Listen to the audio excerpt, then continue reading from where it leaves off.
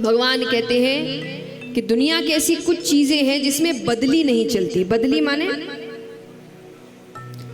तुम्हारे बदले कोई और कर ले। कई चीजें पर कुछ महत्वपूर्ण चीजें, जैसे पहला है भोजन। भोजन में बदली चल सकती है कि मुझे बहुत जरूरी काम है भाई, मेरे बदले कोई खा लो।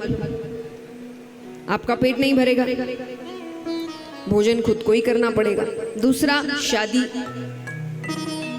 कि भाई मेरी जरूरी मीटिंग है, फेरे तुम ले लो फिर मैं आ जाऊंगा, कर सकते ऐसा।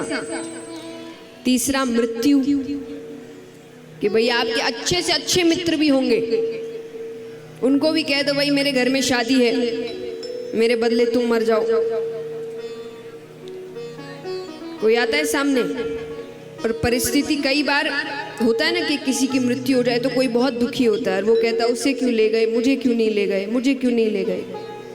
असल बात है अगर उस दिन यमराज सच में सामने आ जाए ना कि चलो तुम चलो, वो तुरंत भी जड़ जाएगा कि भाई मैं तो बोलने को बोल रहा था कोई सच में थोड़ी, कोई भी नहीं जाने वाला। तो मृत्यु में भी बदली, उसी प्रकार सत्संग, कि हमारे बदले कोई और पूजा कर ले, हमारे बदले कोई और सत्संग कर ले। ये खास करके पुरुष वर्ग के लिए है, क्योंकि मैंने कई पुरुषों को कहते हुए सुना है कि भाई हम तो काम करते हैं, हमारी पत्नी पूजा पाठ करती है, हमको उसका पुण्य मिल जाता है। 1% भी नहीं मिलता। ये वहम में जी रहे हैं आप, 1% भी नहीं मिलता।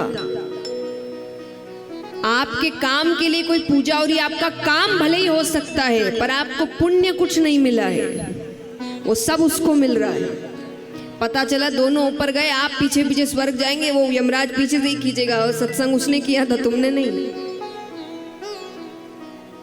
इसीलिए सत्संग भी खुद को ही करना पड़ता है, आपके बदले कोई और नहीं कर सकता।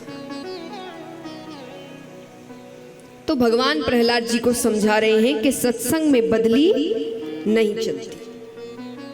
अगर आपको मुक्ति चाहिए, जैसे मान लीजिए कि 2 स्थान है मरने के बाद, स्वर्ग और नरक, तो 2 स्थान है तो कहाँ जाना चाहेंगे? अधिकतर लोग स्वर्ग चाहते हैं कि भाई स्वर्ग जाए, है ना। लेकिन वही बात है कि स्वर्ग के लिए मरना पड़ेगा, कि खुद के मरे बिना स्वर्ग भी नहीं मिलता। तो अगर कुछ भी चाहिए उसके बदले कुछ करना पड़ेगा। तो स्वर्ग चाहिए, मुक्ति चाहिए, कल्याण चाहिए, तो सत्संग करना पड़ेगा। ये बात हम जितनी जल्दी समझ ले, और मर्यादा के तौर पे, जब मन चाहा तब नहीं।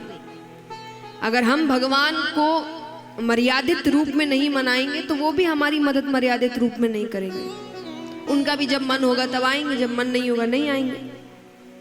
क्योंकि हम कितना महत्व उनको दे रहे हैं, जो हम वापसी में चाहते कि वो हमको महत्व दे।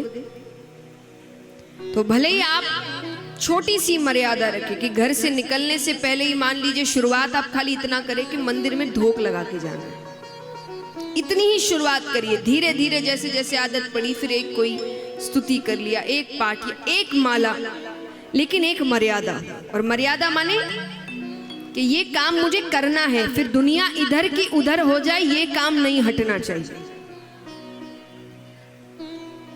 यही तो तप है। मैंने कुछ 2 दिन पहले भी समझाया, तप माने सिर्फ जंगल में जाके तपस्या करना नहीं होता। तप माने कोई भी काम मर्यादित रूप में करना। आप पढ़ाई जब मर्यादित रूप में करते हैं तप है, अपने ऑफिस का काम मर्यादित रूप में करते हैं तप है, गृहस्थ का काम घर संभालना मर्यादित रूप में करते हैं तप है। और उसी प्रकार भगवान का सत्संग मर्यादित रूप में करते हैं तो वो भी तप है। मर्यादा हर जगह जरूरी है। तो भगवान यहाँ प्रहलाद जी को बड़ी बातें समझाते हैं